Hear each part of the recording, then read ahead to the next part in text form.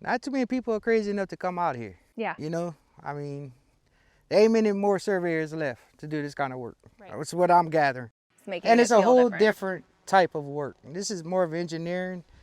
And like I said, it's a more meaningful thing. It's going to affect a lot of people. A well location pipeline is going to affect a group of people, you know. This is going to affect the whole state. Yeah. You know, so it's different.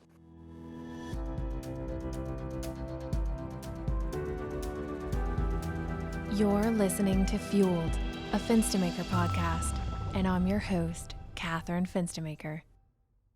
All right, just to introduce our guest today on Fueled Season 3, all about the Louisiana Watershed Initiative. We're here with Jonathan Breaux. Jonathan Breaux began his surveying career at Fenstermaker as a rodman in 2007.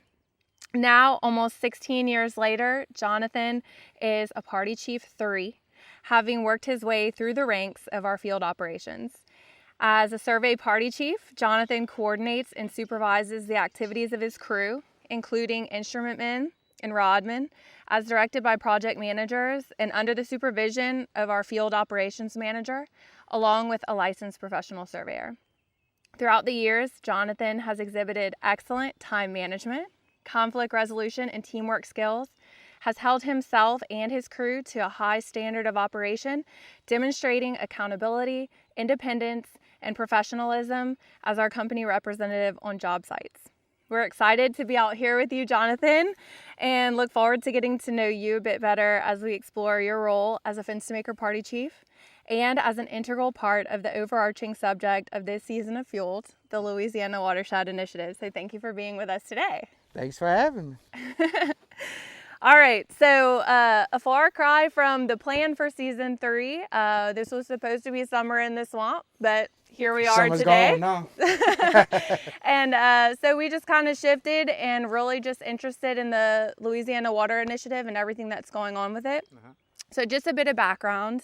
In August of 2018, Governor Edwards launched the Louisiana Watershed Initiative, a continuation of the planning, coordination, and collaboration across various federal, state, and local agencies in direct response to the historic flooding events in March and August of 2016, events that forced us to rethink how our state approaches floodplain management. Following the launch of LWI in September of 2020, the federal government, through the U.S. Department of Housing and Urban Development, a grant agreement was signed establishing a $1.2 billion line of credit in community development block grant mitigation funds for flood risk reduction priorities throughout Louisiana, providing an unprecedented opportunity to enhance and expedite these LWI efforts. Through the Louisiana Watershed Initiative, the Council on Watershed Management established 6 strategic areas to guide planning, projects, and policies toward long-term flood risk reduction and quality of life improvement across the state,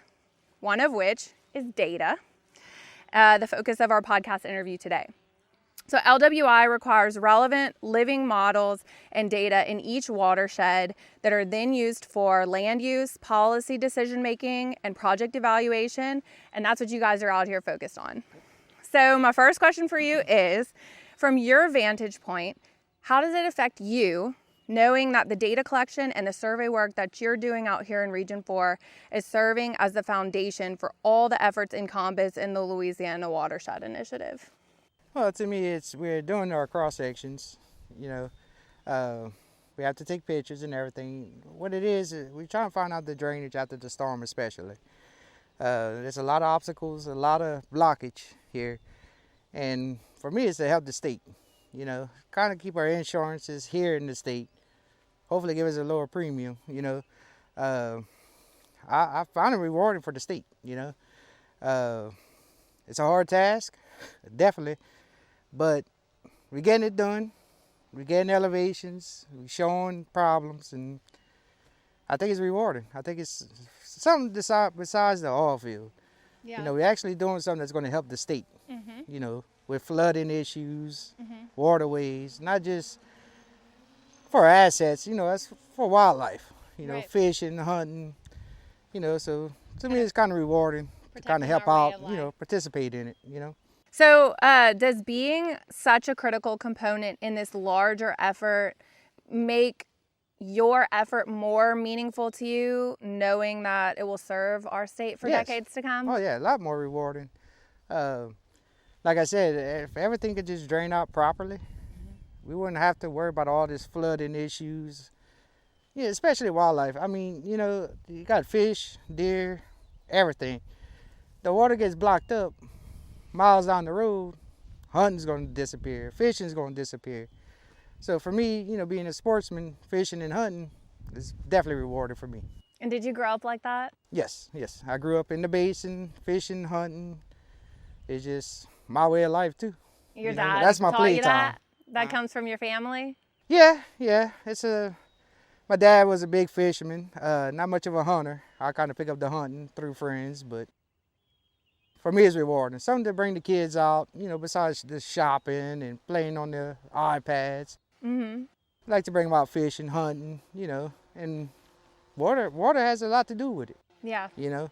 for sure. So that's why it's rewarding, you know, seeing it go through. If it gets cleared up and everything works like it's supposed to, Yes. it would be good. Okay, so it being rewarding in that aspect, is this project, I guess, like from a ground perspective, is it different in any remarkable way from others that you've worked on in the course of your career? And Yes. if so, how? Yeah, like I said, I do a lot of oil field work, you know, and doing oil field work, you know, you put in a pipeline, you're doing the well location. Yeah, we'll see the work when it's done. But something like this is going to affect everybody, you know, and it's a whole lot different because I can actually see what's going to happen, what's going to affect us, even though we're way out here in DeQuincy and Lafayette, it can affect us there too. I mean, we're doing research there also, but Is the it's way landscape different. or terrain different, or is it just like the job, the task The order terrain, itself? it's all about the same because we always in the woods, you know, pipeline. We in the swamps, we in the marsh.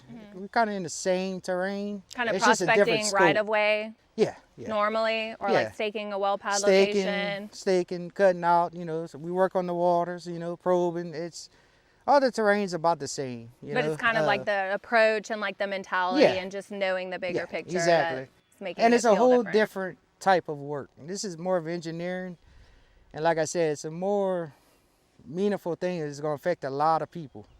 A well location pipeline is going to affect a group of people. You know, this is going to affect the whole state. Yeah. You know, so it's different. So you say it's more of an engineering thing. Do you It's find more- yourself working with different people in the office?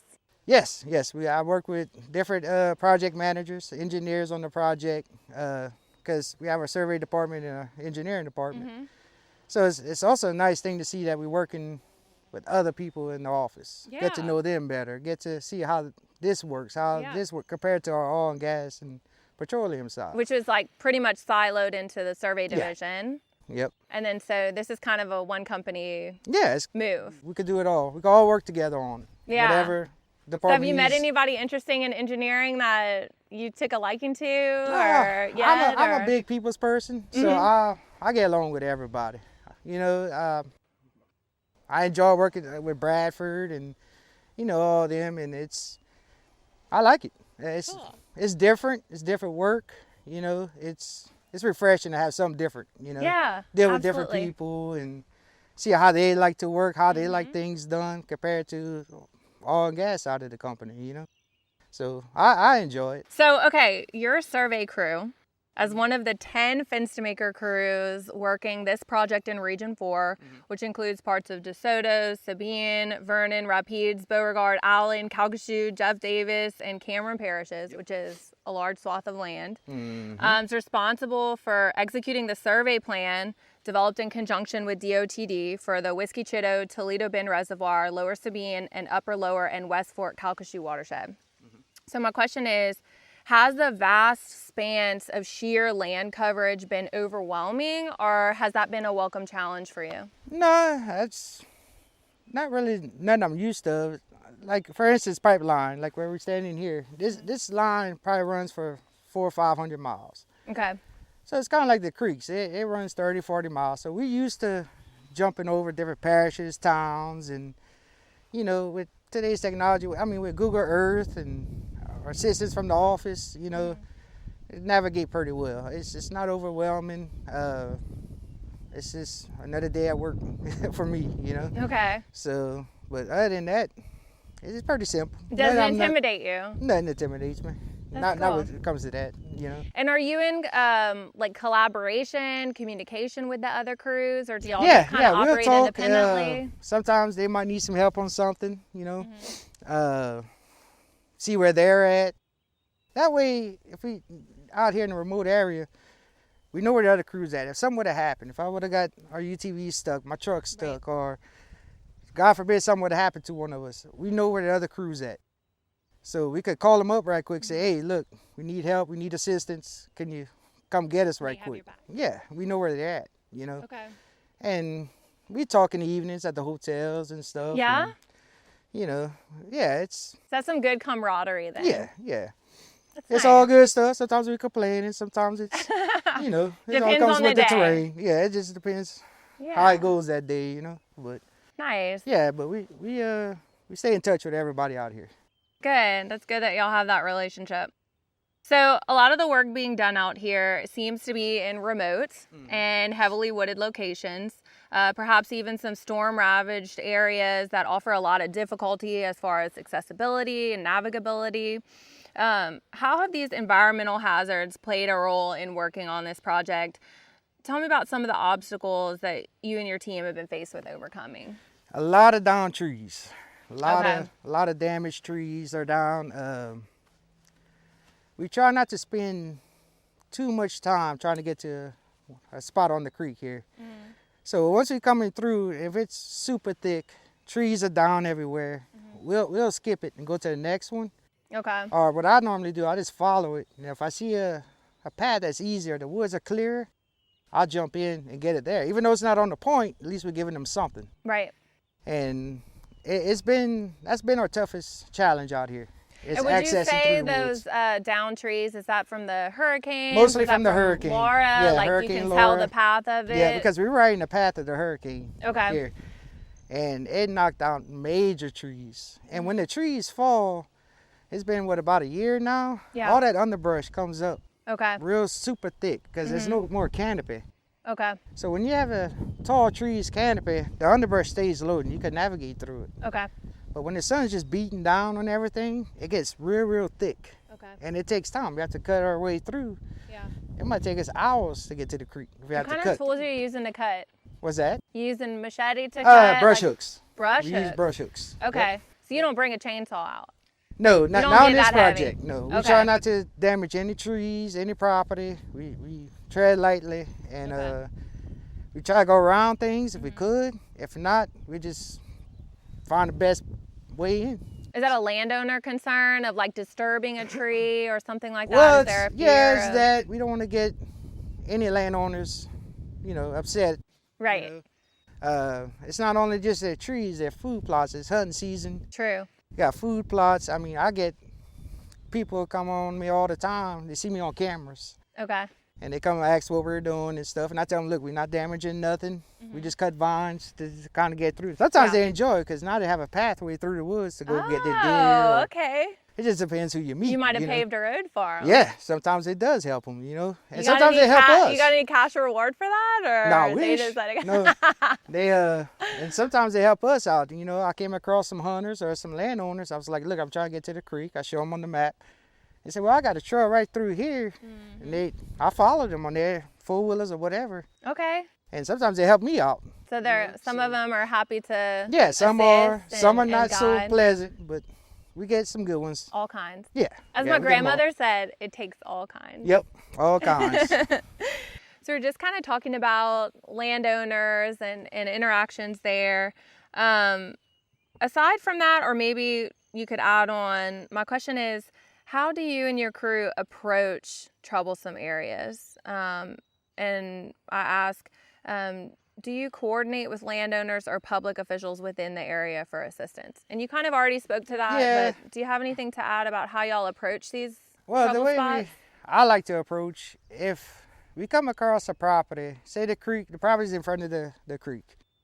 There's a house, homestead, whatever. I go knock on doors. try to get, look, hey, we're on your property. We're trying to get to the creek. We're trying to do this. And most of the time, they're good with it. They let us in. Places like this, I would call Joe up. You know, sometimes I call him, say, look, I can't access this. He'll look on his end and try to see if he can find another way in the remote areas. Sometimes they have locked gates, you know, and it's 3,000-4,000 feet. I mean, we can't walk that and come back within 2-3 hours, you know. So when you talk about referencing Joe, you're talking about Joe with his drone equipment? Well, he'll go on the computer and he'll look at the from map. The office. He's looking at what we can see, but on the bigger picture. Okay. And sometimes he'll find information for us. Okay. You know, he might find out the hunt club or whatever, you know, the oil field, whatever we need. Yeah. And he'll help us out with that. And like I said, with the landowners, sometimes they'll let us on, you know, say, oh yeah, there's a gate back there. Here's the combination. Just lock it back up, you know, whatever. And some areas is just bad. We just can't get to it at all. We're a mile away from it and we just skip it, you know. We have a farm on our phones, on that app, no access. So we take pictures, we show the gate, whatever the case is, and just continue to the next one. We just use your try to keep going. judgment and use your connection in the office to kind of be your exactly base of additional information. Yep. That's cool. That's how we've been. It's been pretty successful. It's been working pretty good. And like you said with the drone, there's one day I called Joe up, man, on the Whiskey Cheetah. Couldn't get nowhere near it for miles. Nowhere near it. Everything was locked up. The access was bad. The trees were horrible. Yeah. And they had these cliffs that's dropping. So the places that we can't get to, we couldn't get in the creek. Because they had 30, 40 foot drops. Right. So I coordinated with him, had him come out with the drone, man. He started flying drones out. Okay. I said, look, here, and here. Looks like it's good. Instead of us spending days walking trying to find an access, he could see it with the drone image. Okay. Because the Google Earth, some of it's outdated. Right. So some of these images are from like 5 years ago, 10 years ago. It's different. So or like you were saying earlier, the water level might have changed. The water level could have changed. It could be lower, it could be higher. You know, and when he gets that drone, it's alive, man. We're sitting there watching it. Okay. And he's like, okay, we know we can't get there. He'll make some circles around the area and say, okay, here's a trail. It looks good. We know it's good because it's real time. And we'll try that. And he go back in the office, process it, give me some points. We can throw it on Google Earth and I can navigate to it. Nice. And instead of spending, like I said, days or weeks, this failing attempts, just trying to get to what we see on Google Earth, we have it right there on the drone. Okay, and so since you've been at this work for such a long time, this kind of newer technology, do you find whenever it was introduced, maybe there was some skepticism, maybe people were side-eyeing it a little bit, or like whenever it came on the scene, were you just welcoming to it and just in acknowledgement that it was just creating efficiency in your work like you just described? I enjoyed it. Yeah. I think technology is coming a long way, helps us out, cuts out, it might sound bad, but cuts out man hours, but giving good product, we're giving good time, and we're saving money on the client's end. We're doing all this, you know, so I'm always inviting technology. I love it. It helps us out. I mean, when I first started, everything was cabled. There was no Bluetooth. So we had to fight away with everything. We couldn't do no GPS work in the woods. Thank God we have what we have now with GPS, you know, because if we had to do all this conventionally, man, we'd be here for years, you know. So technology has always been impressive for me, you know. Yeah. And just like I said, I could call the office up, say, hey, can you look at this? Can you look at that? They could do it remotely, you know? Yeah. So I like it. Well, that's good that you have a positive attitude, because I think a lot of people get stuck in the way things were always done, and it's easy to to want to resist change. Yeah, I can see that. But to embrace it is a great mentality. Yeah, people are just stuck in that ways. They know it. They're comfortable with it. Yeah. You know, and I understand that. And some of the guys, they're older. You know, they're not into it no more, and just, I understand, you know. Yeah. But the old-fashioned bust your butt and get it done, which we still do. Right. But now we have help of technology, you know. And it you makes talk it about the kind of like the trade-off, right? Of it's less man hours. So you might be sacrificing some man hours on a particular job, but also it frees you up to work other jobs. Exactly. So the You magnitude. get more jobs coming in. Yeah. Compared to other companies that still have the old ways. Right.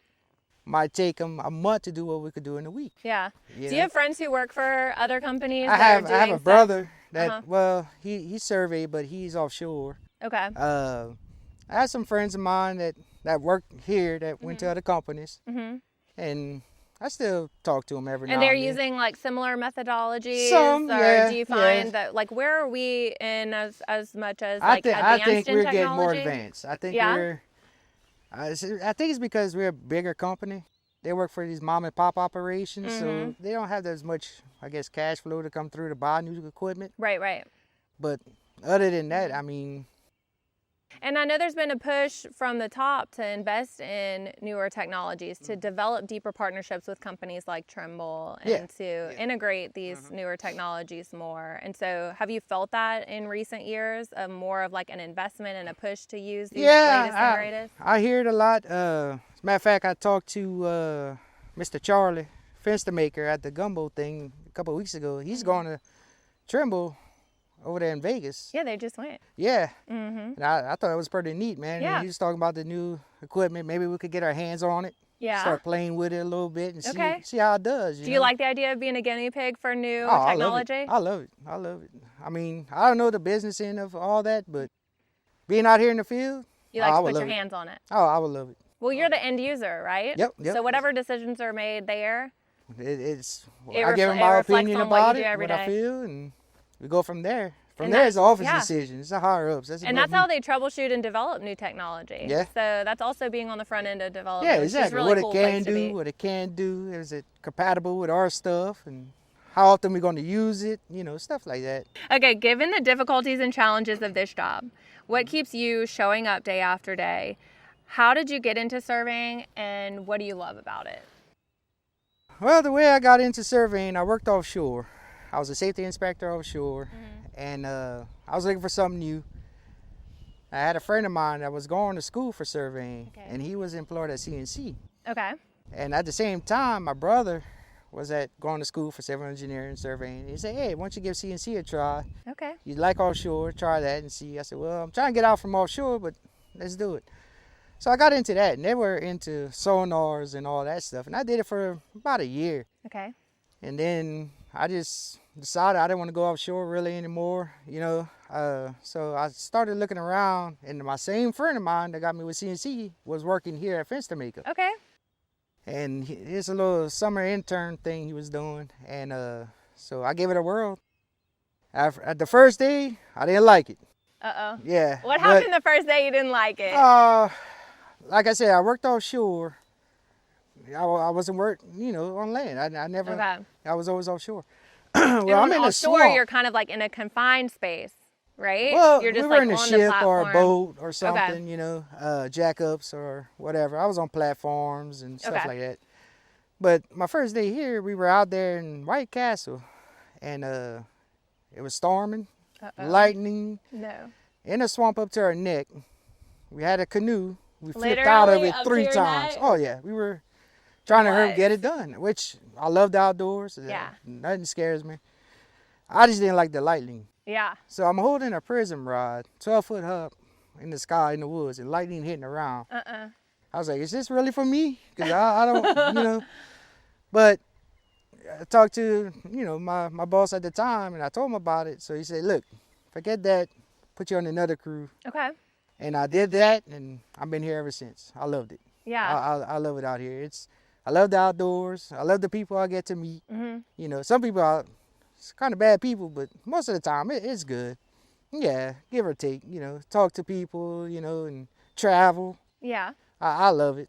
So that's what keeps me. What advice would you give to someone who's maybe up and coming, looking for, to get their toes wet in this area, in this area of career choice? Definitely try this kind of work in surveying. Yeah. There's different types. They got like most of your engineering surveyors, they highways and developments and stuff like that, which is nice. Yeah. But you're in traffic, you're in busy areas all the time. Okay. If you get into surveying, trying something like this, you know, Yeah. all field or, you know, watershed, whatever, something that's out in the woods, Yeah. out in pastures, out Yeah. open country. You like the natural environment. the freedom, you know. Yeah. You know, of course, they watch us. They didn't know about the Yeah. data, and but come out here and make decisions, do what you need to do. You don't have people all over you. You don't Yeah. have cars blowing horns at you. Yeah.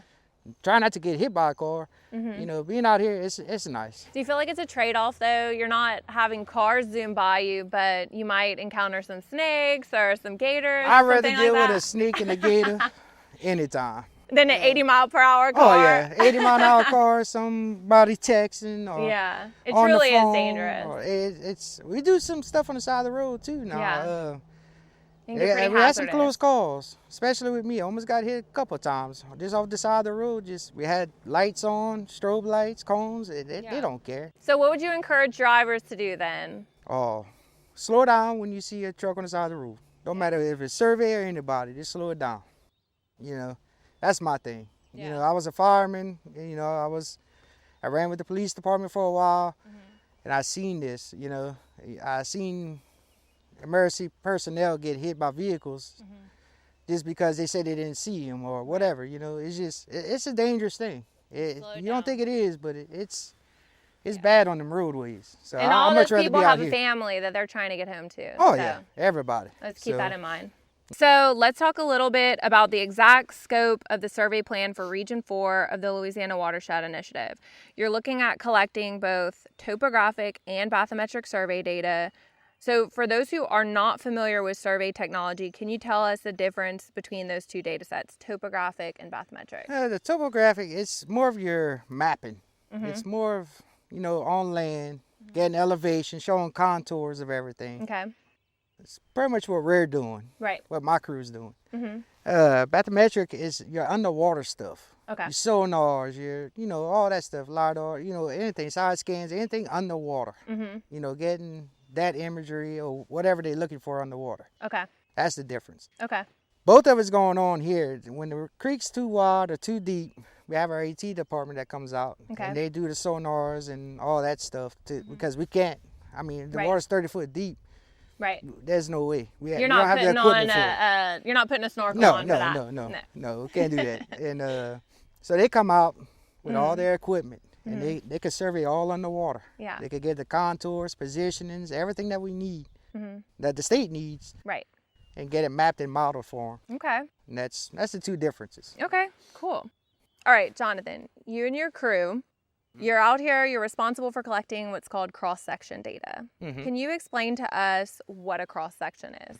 A cross section is pretty much getting the contours or elevations, more of your topo of the creek is what Okay. we're doing. So what we do is we do a natural ground where the land's at its natural state, and we get the high bank. You know, right when the bank starts diving off, we'll shoot that in, survey it in. We get a slope if it's more of a, you know, like a slope. A toe, a center line. A toe. A toe is where the bottom of the creek hits the bank of where it's coming up, Okay. right? And the center line, which is the center line of the ditch or creek, Okay. and same thing going back up on the other side. And what it does gives us a big contour of Okay. how deep the water is, you know, the bottom of the creek is compared to our high bank and compared to our natural grounds. Okay. So it's pretty much just a contour, just elevations, seeing what it looks like. And you got to The stay depths. on the same trajectory? Like Yeah, it's like you're it just looks cutting real good across? because we're doing all line work. So we try to keep it as straight as possible. Sometimes it might be bad on the other side. So we might have to move over 10, Shift it. 15 feet over. So it may go like this, it may go like yeah, it like might that. go a little screwed angle or something. It just depends It how depends. the terrain is, you know. Okay. Sometimes we can't get up on the other side. How So many cross sections do you think you've done on this project? a lot. 10, lot. 20, 100, 1,000? How many I did like on this project Yeah. or cool?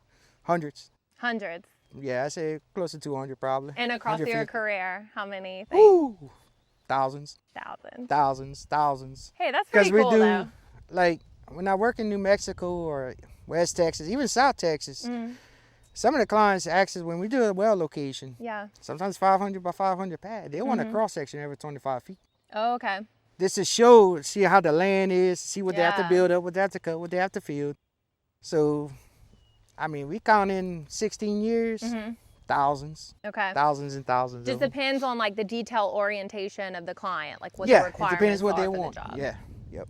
If they want to see what it looks like, you know, sometimes they need it to see, okay, we need to build this side up. Yeah. Or we need to cut this side down, build, you know, that Right. kind of stuff, you know. Make their calculations. Exactly. And our cross section is just, I guess, it's seen the elevations, you know, coming from the beginning north and south, you know. So it kind of helps them out to see where the water's actually draining and, you know, stuff like that. Okay. So. Nice. Well, thanks for explaining that. Yes, ma'am. I think you're done a great job explaining it to me so that I can understand, and hopefully everybody listening can appreciate that. You're very seasoned in your career. Oh, yeah. Yeah. That's really cool. I marinated pretty good. Marinated pretty good. Okay, so you're also responsible for collecting hydraulic structure data for this project. So can you give us some more detail on what type of structures you're inventorying and the kind of information that you're gathering about them? Yeah, a lot of that. A lot of bridges, culverts. Okay. That's usually the only structures we're coming across. Okay.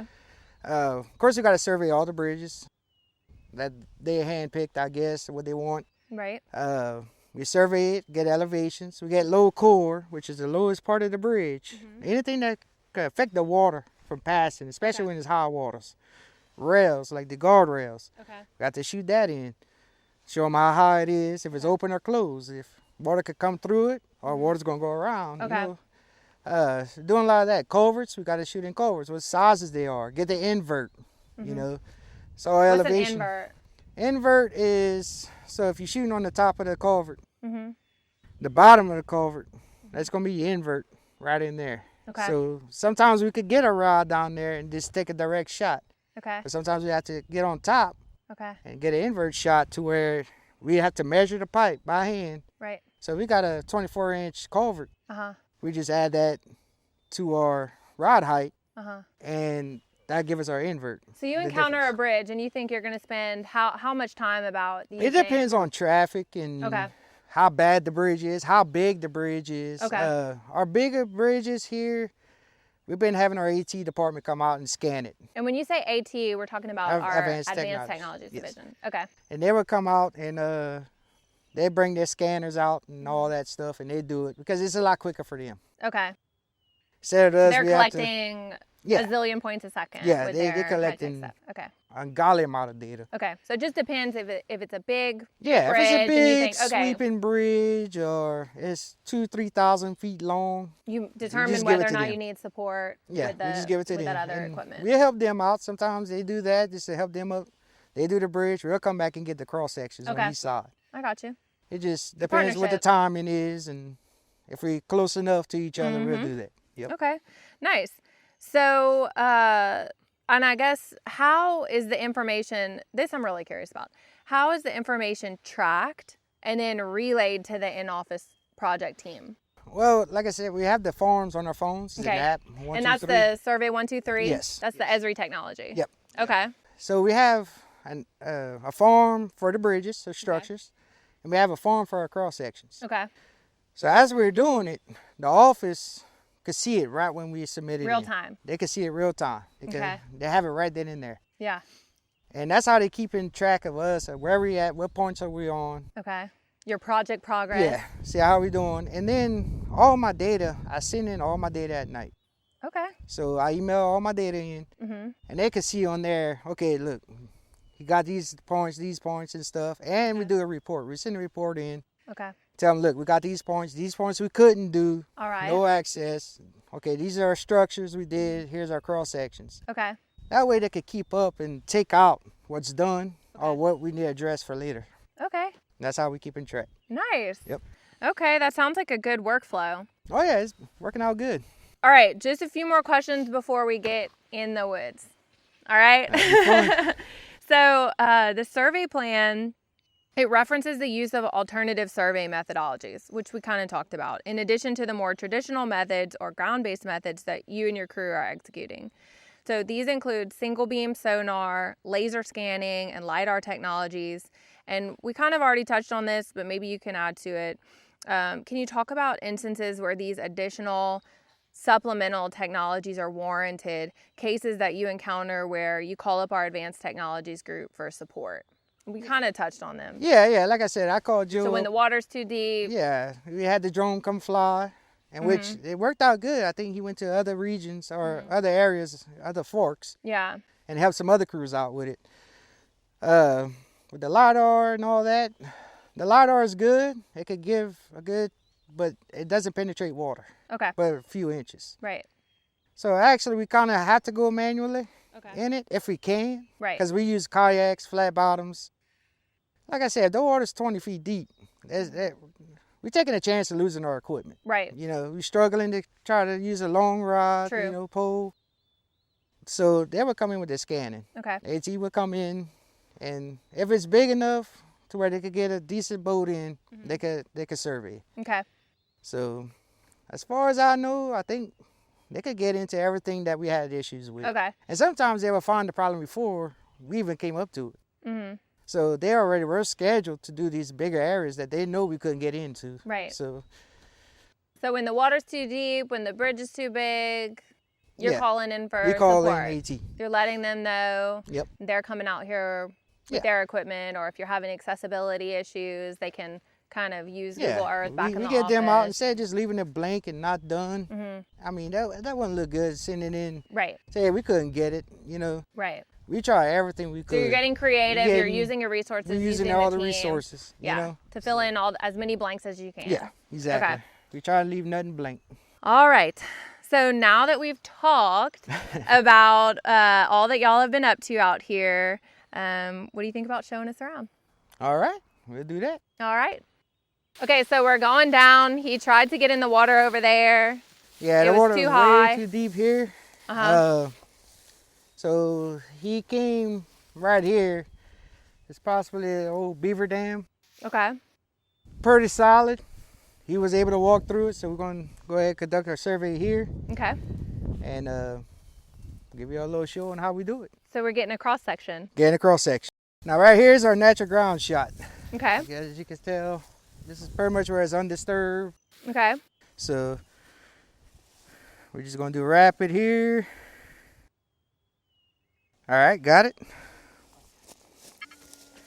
So that instrument that he's using is communicating with your tool that's here. my rover. It's giving us the positionings. It's grabbing the satellites. It's everything. This is just collecting the data of what that thing is doing. Okay. The rover is doing.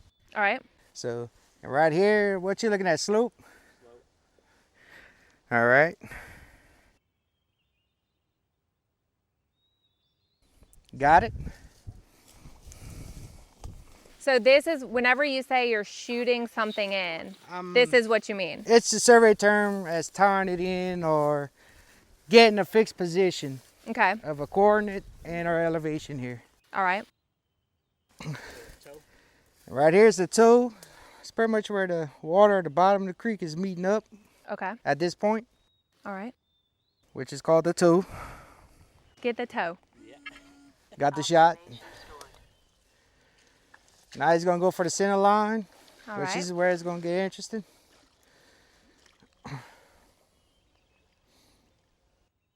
Is it cold in there? It helps so I don't feel the cold. Yeah, Okay. he's all insulated pretty good. All right, ready? All right. And that was our center line shot, the bottom, the lowest area of the creek. Okay. It's And right that's there. up to him to determine the Yeah, lowest I area. could kind of watch and see, and you could tell when, if he kept walking, it got a little deeper, then we got to reshoot it. Shoot it again. Shoot it Okay. again, yeah. Because we really can't see in the water, you know, so he kind of feels forward. Okay. So there he's at the toe again? Yeah, he's back at the toe. And this is some of our best case scenarios right here. Okay. You know, this is a good spot.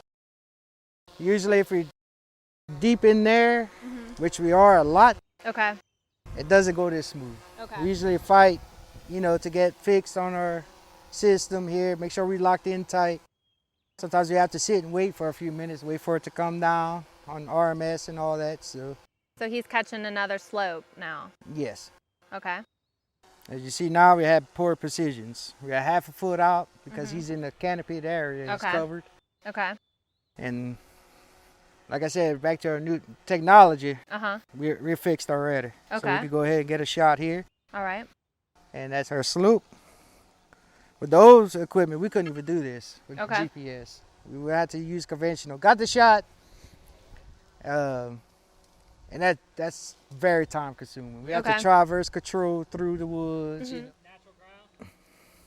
And you notice how he calls it all out to me? Okay. Because I could assume what he's doing. Right. But, so y'all have to be in good communication. yeah, we got to be communicating. Got the shot. Are y'all ever far enough away from each other where you use like a walkie-talkie or something? Yes. When we do conventional work, sometimes the guys are 1,000 feet, 1,500 feet. Okay. With the mirror, with the prism. Okay. We use it. We got two-way radios. We communicate. Okay. You know, usually I have my instrument man back by the gun. Okay. Or the instrument, and I'm on the back side, and I tell him, hey, look, go ahead and get your position right here. Get your shot here. Okay. And he'll look through, find it, and do it that way. So while he's making his way back over here, can you talk a little bit about the different coordinate systems? So I know from the survey plan that here in Region 4, you're using state plane coordinate system, also the Louisiana North Zone for the Toledo Bend Reservoir and Middle Sabine, and then on the other side, leveraging the Louisiana South Zone for the remainder of Region 4. So you're collecting data in the North American Datum 1983, better known as NAD 83, and the vertical datum for all the watersheds is the North American Vertical Datum of 1988. Do you say NAVD 88, utilizing geoid 12B? This is a lot of kind of like foreign language to me, but I'm just wondering like how you encounter these different coordinate systems, how these specifications impact what you're doing out here with the equipment. Is it something that you're setting in the hardware before the data collection, or is this just something that's adjusted on the data processing side, like in the office? Well, in our data collectors, we already have it programmed in here. Okay. When they issue it out to us in the field. Okay. It's a matter of us checking the box. Okay. What area we in. So, like right here, we're in South Louisiana zone. Okay. All right. And you know that whenever you go into a different My project space. managers, survey techs, they will tell me, give me all this information. Okay. And I just plug it in. When I start my jobs up, I just plug it all in. Okay. So it's already there. Right. So because if I'm in the wrong state playing, I could be feet off. Okay. You know, same because of the geoids, curvature of the earth play, and different. Yeah. Okay. The geoid is mostly dealing with your elevations. We gotta make sure, you know, we're collecting the data the same way they process it. Right. Because then we can have a little bit of trouble with the processing department. You know, why they could fix it. Most of the cases they could fix it. Okay. But sometimes it might cause a problem, and we might come all the way back and resurvey everything. Okay. You know. Okay. So it's an important box to check. Yes. We coordinate to make sure when we set up the jobs in these things, we have it all just like the office wants it. Okay. So they usually take care of all that on my end. I got you. Okay. Yep. Cool. Okay, so while we're having a lull in the action, it's brought to my attention that y'all have faced some pretty extreme conditions lately. Heard about the recent gathering around a pot of gumbo where engineering and survey teams were celebrating the tremendous efforts of y'all's field crews on this job. And they told me that there were some stories exchanged. And so I was just wondering if you would share a story or two with us, maybe some of the crazier scenarios that you've encountered. The people want to know, okay? I had one guy stop me in the middle of the road, asking me where I was going. It was a dead-end street, but it was about 2 miles long. I told him what I was doing, why I'm doing it, and where I was going. And he was like, not happy about it. I said, look, we could skip this. There's no problem. I'll go to another area, you know. So he said, no. You coming back here, you might as well come and do it. Okay. I said, okay. So he goes out there, he unlocks the gates, and he told me, he says, you lucky you ran into me. Because if I would have saw your truck parked right here, I would have put you and all you guys. I got an excavator back there. Y'all been in that truck. I bury a hole and bury all y'all. Oh no. Your truck, your side by side, everything. He was serious? Yeah, he was serious. Like you felt And- threatened? Oh, it was almost to that point. Cause then he told me a hunter trespassed on his property a week prior, and I guess he got in a confrontation or something. He hit him, and now he's in a lawsuit over that. So I was like, look, I'm gonna go to another area. Yeah. No, I already opened the gate. Just go do what you got to do. I said, all right. So So he changed I don't wanna- temperature I on you? didn't- No, he was still.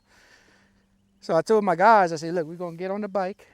We're gonna go ride back there where he can't see us. Okay. Wait for about 5 minutes and come back. Cause I want to tell him, no, I'm not going in there. Right. Then he get upset because now he wouldn't open the gates, and Right. so I just kind of did that way, Yeah. played safe. Yeah. So You didn't and want then to he be told out me there he was too gonna long. run to his neighbor's house because his neighbors would shoot at anything, and he's, to me, it's a crazy calling another one crazy. Right. He said, I'm gonna let him know y'all back there. That way he doesn't come out and just start shooting in the woods. Uh-oh. I was like, It's a dangerous situation. yeah. Well, you see, you got all these people that live way out in these Yeah. woods. Mm-hmm. They don't want to be bothered with. That's why they out there. Yeah. And here we're coming. you know? Yeah. And look, we're not trying to. I get people telling me, "Oh, now you're gonna put me in the flood zone and all this." I said, "No, we're not doing that." So what do you want these landowners who may have misconceptions about the work that y'all are doing out here, like what do you want them to know about the benefits of y'all coming out here? And We're here to help y'all. yeah. This is. I know I'm fighting it. Right. Past 3 years, I lose my insurance every year. I have to find new insurance for my house. Right. And this is part of the reasoning is to try to keep the insurance companies in the state. Yeah. Well, when they see us in the creeks, they automatically think flood. You're going to put me in the flood zone. It's going to cost me this money. And Okay. it's not the case. It's Right. a whole different survey when you got to do that kind of work. Yeah. And sometimes they don't want to hear it. Mm-hmm. Sometimes they don't want to chance it. And sometimes maybe they just don't believe me. Right, right. Which I understand, but They just have some skepticism. Yeah, And so you so kind of approach I'll them be delicately. real polite with them. Say, look, we're not going to go back there. It's not a big deal. Yeah. I could go off to the next one. It's fine, But you wish that they all knew that this Yeah. was actually to I benefit wish, them, to yeah. benefit the state. And, Because our normal jobs, doing oil field, oil and gas work, Mhm. we have landman. Yeah. So majority of the time, 90%, 85% they're of the kind time, of serving as your go-between. the landman already contacted the landowners on Okay. the properties they're going to be on. Okay. So they know we out there. Yeah, So if they're like, hey, I don't want nobody out there, well, the landman already dealt with it. true. We just don't go out there. It's not one of those I just stumble across it and say, hey, I don't want you out here, then I'm in the bad spot. I got you. But that's what's different about this one is that we're pretty much have to get our own permissions. Mm-hmm. And that's what we try to do. That's why I knock on doors. That's why I talk to people.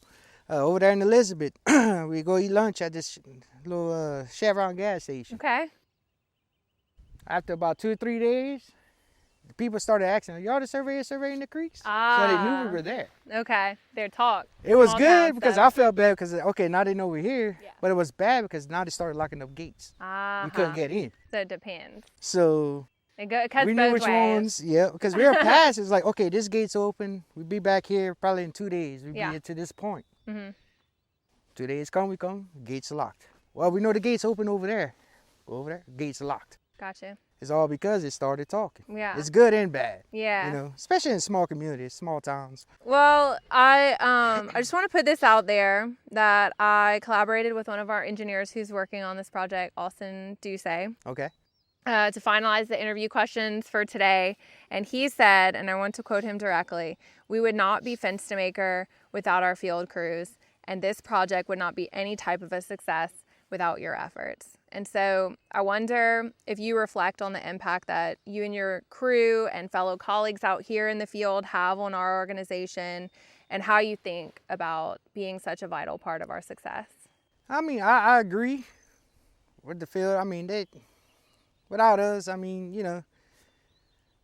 not too many people are crazy enough to come out here. Yeah. I mean, there ain't many more surveyors left to do this kind of work. Right. That's what I'm gathering. But it's kind of a mutual thing. Yeah. In my eyes. It's like Joe Broussard, for instance. If I didn't have him to call, Yeah. I can't just come out here and start surveying. Right. You know, we need preparations. We need guidance. We need to know what we're doing, what we're doing it for. You know, and I think it's a two-way street, personally. I respect them, they respect us, and as long as it stays like that, I think we'd be all right. It's not that, if it wasn't for us, we wouldn't have Fenstermaker. It's the same way around. Yeah. You know, One company. so yeah, it's both ways. Yeah. You know, but sometimes you get knuckleheads, and you know it goes the other way. Yeah. But it's just, this is the way I feel. Yeah. You know, because if I'm out here and I have a question, it's something I never did before or seen before, I need somebody to call. Absolutely. You know, and With the they help me out. reciprocity. Yeah. Two-way yeah, street, like you yeah. said. I think it's everybody. If it wasn't for everybody here, we wouldn't have a company. True. You know, somebody to go get the work. I don't know how to go out there and get work. Yeah. You know, processing. I don't know how to process. Right. Just like processing, don't know how to do this. Yeah. You know, it's Every step in the process requires it's all a part of the different blocks. It's person, all a link in the builds up. chain. Exactly. Yeah. It's all part of that chain, like you said, that circle. It just got to have each other. Yeah. Well, we appreciate everything that you're doing out Uh-huh. here. Okay, so before we go, and I know we might get deeper into the woods or something, which is exciting for me, but Whatever you want. maybe that happens or not. But before we go, I have to ask our closing question. So this is a question that I pose to all of our interview guests in the spirit of Fueled, our podcast name. What fuels you in general, life, work, family? What's fueling My you family. in life? My family. Just to give them a good life, give them most of the stuff that they want. You know, some of the stuff they have to go get by themselves. No, it's my family. That's what keeps me going. People I work with. I work for many other companies, and there's some rough ones, man. Some people that just don't care, and that's what keeps me going. New areas, new jobs, new terrain, new people. You know, but the main thing is my family. You know, putting a roof over their head, keeping them fed. You know, enjoy the nice. I didn't grow up with much, so to give them double what I had growing up, that's what fuels me. So. Well, thank you for being part of our Fenstermaker Yes, ma'am. family. And thanks again for having us out today. Yep, anytime. All right. Enjoyed it.